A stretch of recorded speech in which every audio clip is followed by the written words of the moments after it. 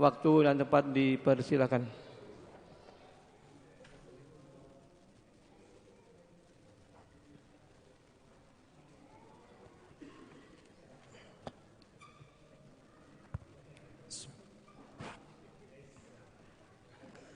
أعوذ بالله من الشيطان الرجيم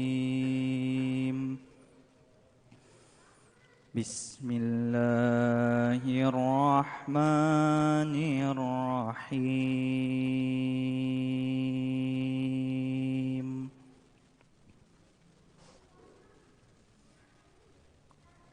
وكل إنسان ألزمناه طائره في عنقه ونخرج له يوم القيامة كتابا يلقاه ونخرج له يوم القيامة كتابا يلقاه منشورا اقرأ كتابك اقرأ كتابك اقرأ كتابك اقرأ كتابك كفى بنفسك اليوم عليك حسيبا وكل إنسان ألزمناه طائره في عنقه ونخرج له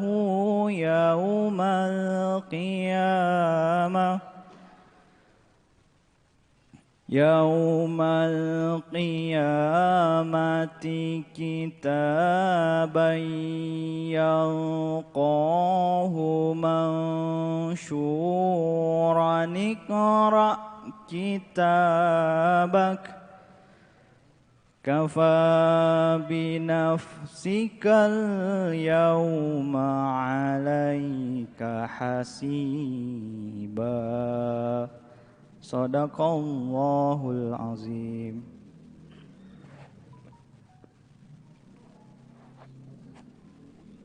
Terima kasih Saudara Hifar yang telah membacakan ayat-ayat suci Al-Quran.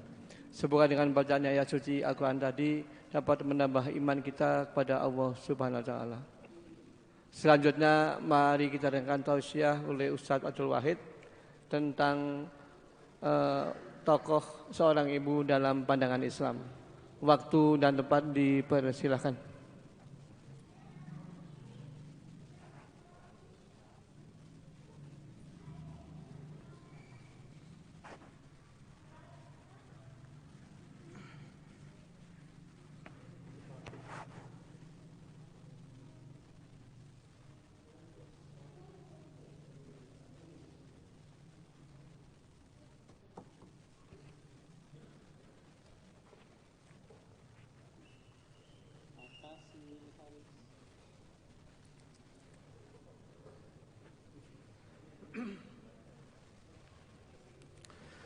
Bismillahirrahmanirrahim. Assalamualaikum warahmatullahi wabarakatuh.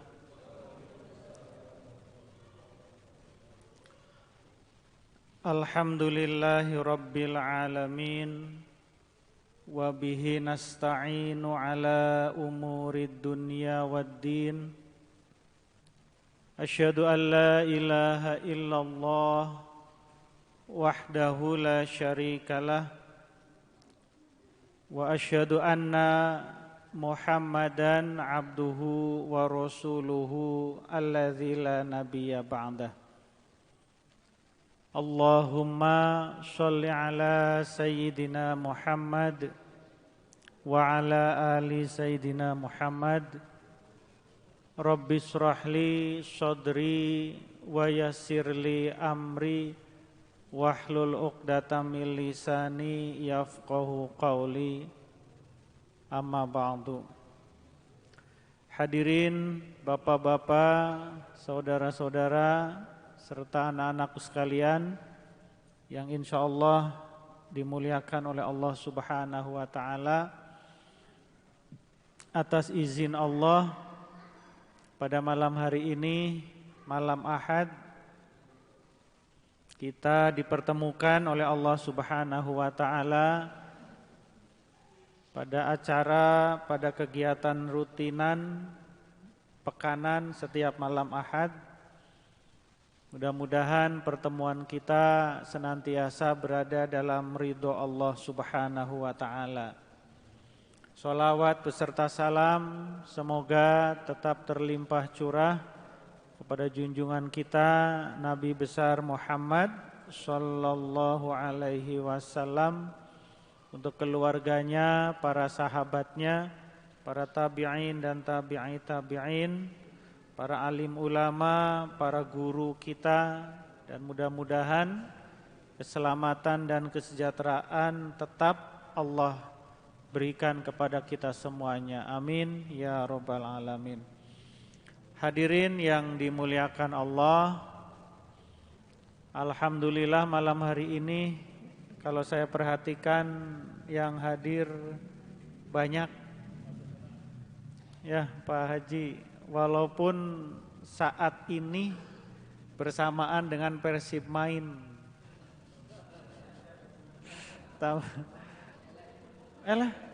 Tadi saya ke masjid itu masih kosong-kosong, mudah-mudahan menang. Udah menang.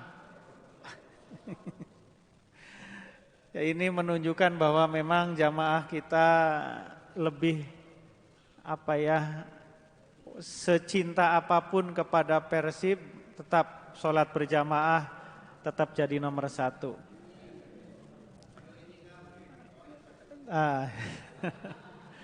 Tapi mudah-mudahan ini fisiknya di sini, tetap jiwa raganya juga di sini ya. Jangan jiwanya ingat ke Persib gitu ya. Jamaah rahimakumullah, saat ini kemarin 2 hari yang lalu kita di tanggal 22 Desember secara nasional itu kita peringati sebagai Hari Ibu ya. Dan saya baca ternyata secara internasional Hari Ibu itu bukan 22 Desember. Jadi memang ini lokal kita di 22 Desember sebagai Hari Ibu itu. Kalau secara internasional itu katanya Hari Ibu itu jatuh pada hari Minggu yang kedua di bulan Mei. Ya. Nah, jadi nanti bisa berubah-ubah tanggalnya. Yang penting di hari Minggu yang kedua di bulan Mei. Nah, ada bagi saya Hari Ibu ini ya, walaupun secara syar'i tidak ada ya perintah dalam agama Islam dan dalam ajaran Islam kita untuk memperingati Hari Ibu. Tapi paling tidak momentum Hari Ibu ini bisa kita jadikan sebagai sarana bagi kita untuk kembali mengenang ibu kita. Terutama ya para jamaah yang barangkali saat ini sudah ditinggalkan oleh ibunya. Alhamdulillah sampai saat ini saya secara pribadi itu masih lengkap orang tua ya, bapak ibu saya masih ada, alhamdulillah.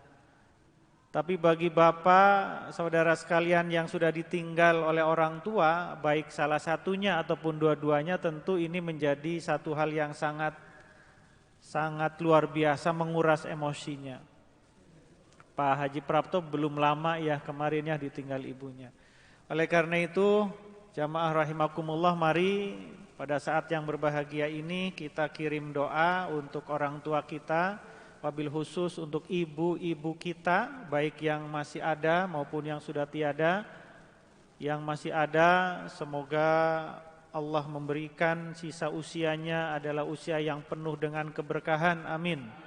Ibu-ibu kita yang sudah tiada, semoga Allah menempatkan di sisinya di tempat yang mulia, Allah menerima iman Islamnya dan menjadikan wafatnya sebagai wafat yang husnul khatimah. Bibarakati Ummul Quran, Al-Fatihah. A'udzubillahi minasyaitonirrajim. Bismillahirrahmanirrahim. Alhamdulillahirabbil alamin arrahmanirrahim maliki yaumiddin. Iyyaka na'budu wa iyyaka nasta'in ihdinas siratal mustaqim. Suratal ladzina an'amta 'alaihim ghairil maghdubi 'alaihim waladdallin. Amin. Jamaah rahimakumullah.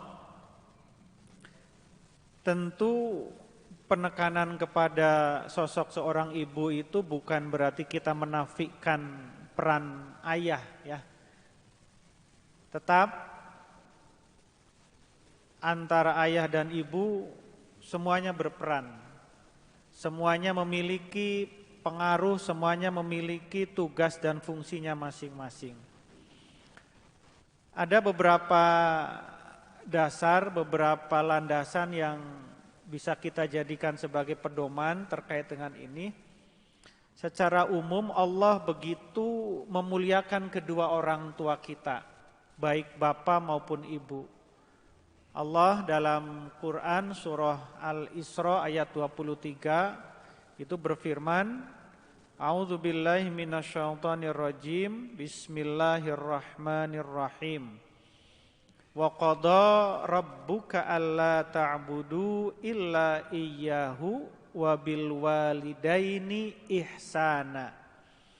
Imma yablughanna 'indakal kibaru ahaduhuma aw kilahuma fala taqul lahumā uffin wala tanharhuma wa qul lahumā qawlan karīmā. Shadaqallahul azim. Al-Isra ayat 23. Artinya, dan Tuhanmu telah memerintahkan agar kamu jangan menyembah selain Dia. Jangan menyembah selain Allah. Dan hendaklah berbuat baik kepada ibu bapakmu. Jika salah seorang di antara keduanya atau kedua-duanya sampai berusia lanjut dalam pemeliharaanmu, maka sekali-kali janganlah engkau mengatakan kepada keduanya perkataan atau perkataan dan janganlah engkau membentak keduanya dan ucapkanlah kepada keduanya perkataan yang baik, qaulan karima. Jamaah rahimakumullah, jelas di Al-Isra ayat 23 ini betapa kedudukan orang tua itu sangat-sangat mulia dalam pandangan Islam. Kedudukan orang tua itu hanya satu level di atas kewajiban kita untuk menyembah Allah. Artinya memiliki posisi yang sangat mulia. Ketika Allah menyuruh kita untuk menyembah Allah, maka yang kita lakukan setelah itu adalah kita berbakti kepada kedua orang tua kita. Jadi kalau kita lihat tingkatan, maka ini sungguh sangat tinggi tingkatan orang tua. Orang tua kita, baik bapak kita ataupun ibu kita, sekali lagi dalam pandangan Islam itu memiliki peran yang sangat luar biasa. Ibnu Katsir dalam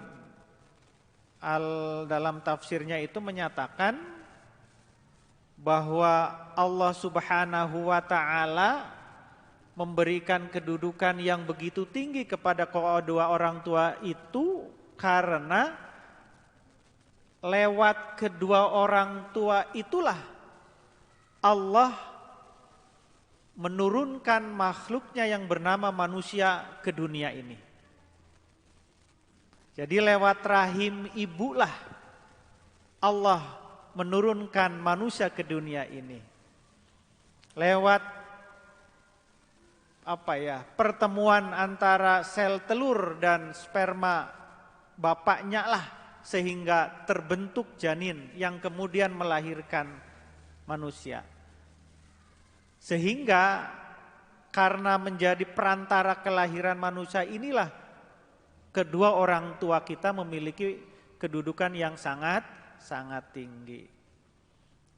Kenapa Allah Subhanahu wa ta'ala kok kemudian menjadikan ibu kita lewat rahim yang ada dalam tubuhnya itu sebagai perantara?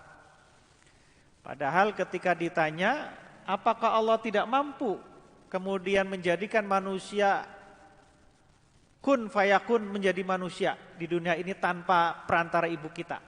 Bisa nggak kira-kira Pak? Bisa saja. Ya, Nabi Adam terlahir tanpa proses bapak dan ibu. Nabi Isa alaihi salam hanya ibu saja.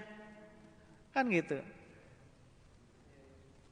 Artinya Allah mampu untuk menciptakan manusia tanpa melalui perantara ayah dan ibu. Tetapi kemudian dalam rangka menghargai, dalam rangka menjadikan posisi yang begitu luar biasa itulah Allah menjadikan ibu kita, menjadikan ayah kita sebagai perantara, sebagai media, ya, sebagai ladang. Nah ini yang pertama. Jadi menurut Ibnu Katsir, kedudukan yang tinggi itu, ibu dan bapak kita memiliki kedudukan yang tinggi di dalam ajaran Islam itu karena memang manusia diturunkan ke bumi ini, ke dunia ini adalah melalui perantaraan ibu dan bapak kita. Nah, kan gitu. Jamaah rahimakumullah. Kemudian yang kedua, dalam beberapa keterangan dari Rasulullah Shallallahu Alaihi Wasallam, kita ini keterangan yang sangat populer ya Pak ya, terkait dengan perintah agar kita berbakti kepada ibunya sampai diulangi 3 kali. Nah, ini kan populer sekali ini. Jadi suatu saat sahabat menghadap kepada Rasul dan bertanya, qultu ya Rasulullah man abarru? Qala ummaka summa ummaka summa ummaka summa abaka summal aqraba fal aqraba. Aku bertanya, ya, jadi sahabat ini cerita, aku bertanya, wahai Rasulullah, siapakah orang yang hendaknya aku dahulukan untuk berbakti kepadanya? Ya, jadi ya Rasul, kalau bahasa kita ya Rasul, aku ini ingin berbakti kepada kedua orang tua kita. Aku ingin mengabdi kepada mereka. Ya, aku ingin memberikan balas budi kepada mereka. Maka kepada siapa di antara keduanya itu? Maka Rasul kemudian mengatakan ummaka, kepada ibumu. Terus kepada siapa lagi ya Rasul? Ibumu. Pada siapa lagi ya Rasul? Ibumu. Selanjutnya kepada siapa ya Rasul? Baru abaka, kepada bapakmu. Nah, jadi ternyata para ulama kemudian ketika membaca hadis ini, mereka berpandangan bahwa ini menunjukkan betapa kedudukan ibu kita dalam pandangan Allah, dalam pandangan Rasulullah Sallallahu Alaihi Wasallam itu memiliki posisi yang sangat tinggi di hadapan Allah Subhanahu wa Ta'ala. Sampai 3 kali, ya. Ibumu, ibumu, ibumu, baru bapakmu. Nah, kan gitu. Jamaah rahimakumullah, maka ketika saat ini perkembangan manusia yang sangat nggak tahu sangat apa ini. Kita sering mendengar berita-berita yang begitu miris, ya, begitu menyayat hati. Betapa ada seorang anak yang menelantarkan ibunya, ya. Dulu kan pernah rame, nggak tahu tahun berapa itu peristiwa yang seorang ibu oleh anaknya kemudian disimpan di apa namanya itu tempat menitip itu teh? Panti jompo. Kan gitu. Dititipkan di panti jompo. Yang lebih dari itu bahkan sampai pernah ada kejadian seorang anak tega sampai menyakiti ya secara fisik kepada ibunya. Bahkan lebih dari itu sampai meninggal. Nah, ini saya tidak tahu ini dosa macam seberat apa kalau sampai melakukan hal yang semacam itu. Ketika agama menyuruh kepada kita, ya, ketika ajaran Islam begitu mewanti-wanti kita agar berbakti kepada kedua orang tua kita, tetapi kemudian ada orang yang tega, orang yang berani untuk menyakiti. Padahal tadi dalam Al-Isra tadi, Al-Isra ayat 23, fala taqul lahuma ufin. Janganlah kalian berkata berkata ah. Bisa bayangkan berkata ini bukan perkataan yang gimana, hanya berkata membantah. Saya memahaminya ini sebagai bantahan, kita membantah. Hanya kita membantah kepada orang tua kita saja, terutama ibu itu betapa dosanya sangat besar. Apalagi kalau kemudian kita diiringi dengan menyakiti mereka. Bisa kita bayangkan. Nah, jamaah rahimakumullah, banyak peristiwa, banyak kejadian yang memberikan pelajaran kepada kita betapa seorang ibu itu, ya, seorang ibu itu betul-betul harus kita hargai. Bahwa Bapak tentu masih ingat cerita seorang pemuda yang kemudian dituduh berbuat zina ketika dia tidak menghiraukan panggilan ibunya ketika dia sedang sholat sunnah. Masih ingat ya? Siapa namanya? Pak Juresh. Kan gitu. Kemudian jadi ceritanya ketika ibunya memanggil dia itu sedang sholat sunnah. Juresh dipanggil. Sampai beberapa kali tidak menyahut. Dalam hatinya Juresh, saya sedang sholat nih. Masa sedang sholat saya harus menyahut, naon mah, kan gitu. Akhirnya sampai muncul namanya manusia ada perasaan apa ya? Karena si ibu tidak tahu kalau putranya sedang sholat. Ada perasaan dongkol, ada perasaan marah kan gitu. Ini anak dipanggil kok nggak nyaut-nyaut, nah kan gitu. Maka kemudian si ibunya konon sampai kepada satu kalimat, ya, doa, kalimat sebuah pernyataan agar si anak ini diuji oleh Allah Subhanahu wa taala. Nah, jamaah rahimakumullah, maka singkat cerita kemudian sampai pada suatu saat Juresh ini diuji oleh Allah Subhanahu wa taala ketika dia dituduh oleh orang-orang tempat dia tinggal itu melakukan perbuatan zina. Bisa kita bayangkan sedang sholat, ya, sholatnya sunnah, dipanggil oleh ibunya tidak menyahut, itu sudah menjadi sebuah kesalahan. Kalau kita dulu ingat waktu kita masih kecil ya, itu dipanggil oleh ibu kita, ya.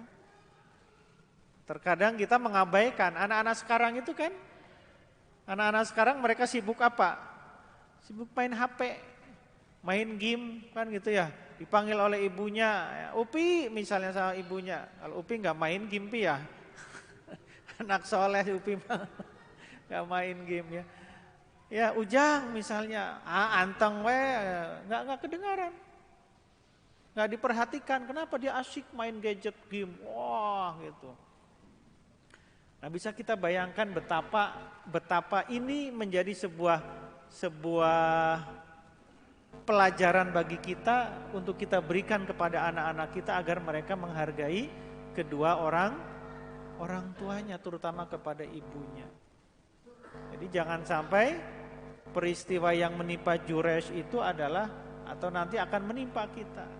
Dalam cerita kita lokal di Indonesia, kita mengenal cerita dari Melayu itu Malin Kundang. Nah, itu kan contoh kearifan lokal itu menurut saya. Sebuah cerita yang memberikan pelajaran ketika seorang anak tidak berbakti kepada kedua orang tuanya, kepada ibunya, itu Allah akan memberikan pelajaran. Allah akan memberikan hukuman. Dan hukuman di dunia pun itu sudah bisa dirasakan. Saya yakin kita semua, terutama para senior ini, dalam kehidupan kita yang sudah kita rasakan berpuluh-puluh tahun ini, ya 1, 2, 3, 4 peristiwa pasti kalau kita coba tafakuri itu kita nyambung, kita sambungkan dengan orang tua kita, pasti kita akan menyatakan, oh iya ya, oh iya ya, dulu saya waktu kecil, saya waktu masih muda, begini. Sekarang kita mengalami ini. Kalau kita coba untuk sambungkan, maka pada titik tertentu kita akan menyimpulkan. Ya, kita akan menyatakan bahwa oh ini mungkin, oh ini barangkali akibat dari dulu ketika saya masih muda, ketika saya masih kecil tidak terlalu respon terhadap panggilan kedua orang tua kita. Nah ini Bapak dan Ibu sekalian, betapa sosok ibu dalam kehidupan kita itu adalah begitu penting. Nah, ada satu hal yang menarik, seorang ulama yang bernama Syekh Abdul Rauf Al-Munawi, beliau mengatakan bahwa kedudukan ibu yang dalam beberapa pandangan itu lebih ditinggikan dibanding bapak itu adalah karena pertama karena ibulah yang hamil, karena ibulah yang mengandung. Pernah dengar ada bapak yang mengandung? Ya. Di film ada ya itu ya. Saya lupa judulnya apa, di film barat itu. Ya kan gitu. Nggak tahu itu gimana logikanya gitu ya, ceritanya. Karena ibulah yang mengandung. Ya. Kemudian yang kedua, ibulah yang mengalami proses persalinan. Yang ketiga, karena ibulah yang menyusui. Dan yang keempat, karena ibulah yang menjadi awal proses pengasuhan anak-anak kita.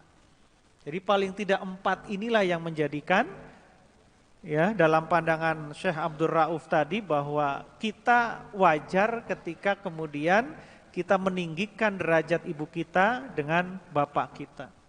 Mohon maaf sekali lagi, tidak berarti kita menafikan peran ayah. Bukan berarti peran bapak itu lebih rendah, tidak. Tetapi paling tidak keempat hal tadi itulah yang menjadi pembeda. Bapak-bapak sekalian, betapa proses kehamilan seorang perempuan itu menjadi sebuah masa yang sangat luar biasa. Walaupun saya belum pernah hamil ya Pak Toto, alhamdulillah. Itu saya pernah mendampingi seorang perempuan yang hamil 3 kali. Ya istri saya. Ya, saya mendampingi beliau 3 kali masa kehamilan. Bisa dibayangkan ya Allah betapa beratnya, betapa luar biasa. Dari awal, ya dari awal proses nyidam, lawan bahasa Sunda menyiram gitu ya. Gak tahu itu kenapa disebut ngidam itu nyiram Pak Ian bahasa Sundana. Apakah karena disiram gitu? Ya. Ya. Ya. Betapa rentang waktu dari minggu pertama terus sampai bulan ke-9 itu proses yang sangat luar biasa. Yang merasakan bapak atau ibu? Ibu, bapak mah damang we. Nya lamun bapak na bager mendampingi di rumah. Lawan bapak na kumaha we engke malah ulin. Kan gitu. Ngusep, sasapedahan. Kan gitu. Istri lagi hamil tua misalnya, cuek we kan gitu. Yang menderita siapa? Ibu, istri kita akan gitu. Maka saya pernah membaca bahwa ternyata betapa pengorbanan seorang ibu itu sangat luar biasa. Betapa pengorbanan seorang istri itu sangat luar biasa. Ya. Nah ini, setelah masa hamil selesai, dilanjut dengan masa persalinan. Proses persalinan itu adalah proses antara hidup dan mati. Kita nggak merasakan, ya. Kita nggak merasakan, tapi istri kita, ibu kita dulu, ya Allah, betapa proses persalinan itu adalah proses antara hidup dan mati. Jadi bapak-bapak yang dulu ketika istrinya melahirkan mendampingi, berbahagialah, ya kan gitu. Terkadang kita itu kan nggak mendampingi. Saya dari 3 itu, yang pertama itu kan prosesnya karena proses nggak normal sehingga tidak tahu persis. Nah yang kedua dan ketiga alhamdulillah mendampingi di sampingnya. Bagaimana istri kita pepereketnya kumaha akan gitu. Sampai keluar bercucuran keringat dalam proses itu. Sementara bapak kan gitu. Kita kan enggak. Habis ya? Belum ya? 5 menit lagi.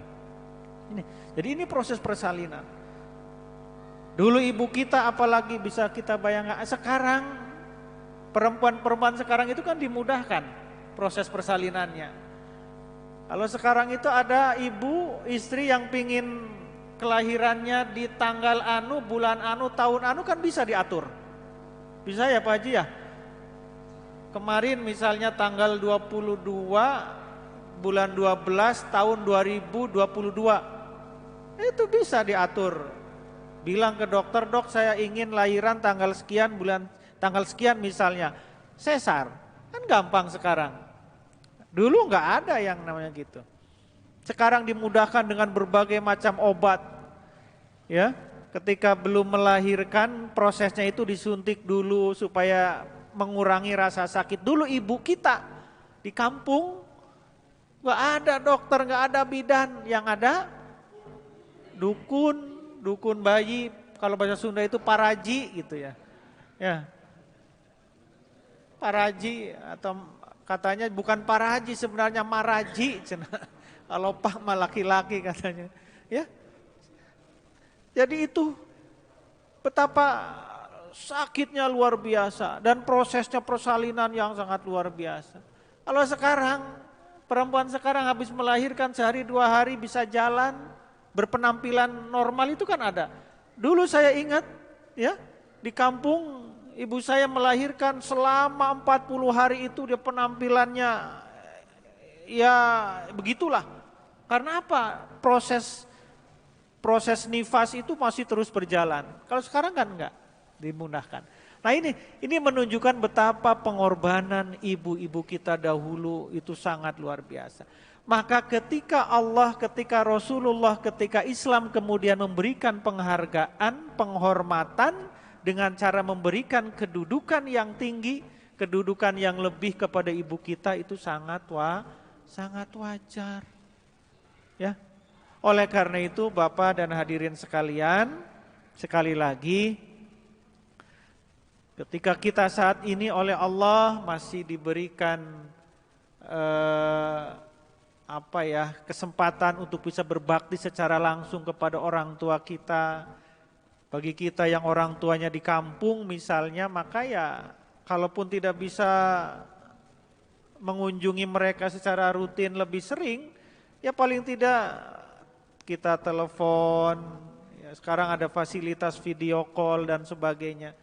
Itu kita manfaatkan. Tentu di tengah kesibukan kita semuanya. Saya yakin kita semuanya memiliki kesibukan, tapi tetap ibu kita, bapak kita, orang tua kita juga punya hak untuk kita berikan kebaikan, kita untuk berbakti kepada mereka, terutama kepada ibu. Surga ada di bawah telapak kaki ibu. Al jannatu tahta aqdamil ummahat. Jadi itu Bapak-bapak sekalian, sekali lagi ini sebenarnya nasihat untuk saya sendiri ini ya. Nasihat untuk saya secara pribadi bahwa mudah-mudahan kita di sisa usia kita ini ya bisa memberikan kebaikan, bisa memberikan bakti kita kepada orang tua kita. Maka setiap saat habis sholat kita selalu berdoa, Rabbighfirli wali walidayya warhamhuma kama rabbayani shaghira. Ya Allah, ampunilah dosaku, dosa kedua orang tuaku, kasihilah mereka, sayangilah mereka sebagaimana mereka menyayangiku ketika aku masih kecil. Kasih sayang orang tua itu tidak bisa kita ukur, tidak bisa kita hitung, tidak bisa kita balas seberapapun materi yang kita berikan kepada mereka. Ya, ketulusan cinta yang paling tinggi itu adalah ketulusan cinta Khalik kepada makhluknya. Kemudian yang kedua adalah ketulusan cinta orang tua kepada anaknya. Apapun akan orang tua lakukan untuk anaknya, terutama ibu. Beberapa kesempatan saya baca berita, ada ibu mau menjual ginjalnya untuk anaknya. Tapi saya belum pernah baca ada bapak mau menjual ginjalnya untuk anaknya. Saya belum pernah baca. Pak Haji pernah baca belum? Yang saya tahu itu beberapa kesempatan itu adalah perempuan. Ini contoh konkret betapa ibu lah, betapa perempuanlah yang memberikan perhatian yang lebih kepada anak-anaknya. Ya, itu aja Bapak yang dapat saya sampaikan. Sekali lagi ini adalah tazkirah, ini adalah pengingat untuk saya secara pribadi yang alhamdulillah sampai saat ini Allah masih memberikan kesempatan karena orang tua saya masih hidup dua-duanya, dan kita senantiasa dan terus berdoa kepada Allah Subhanahu wa taala. Semoga mereka selalu diberikan keberkahan dalam hidupnya. Bagi yang sudah tidak ada, mudah-mudahan orang tua kita dijadikan wafatnya wafat yang husnul khotimah. Amin ya robbal alamin. Itu yang disampaikan. Terima kasih atas segala perhatian. Mohon maaf jika ada kesalahan dan kekurangan. Billahi taufik wal hidayah. Assalamualaikum warahmatullahi wabarakatuh.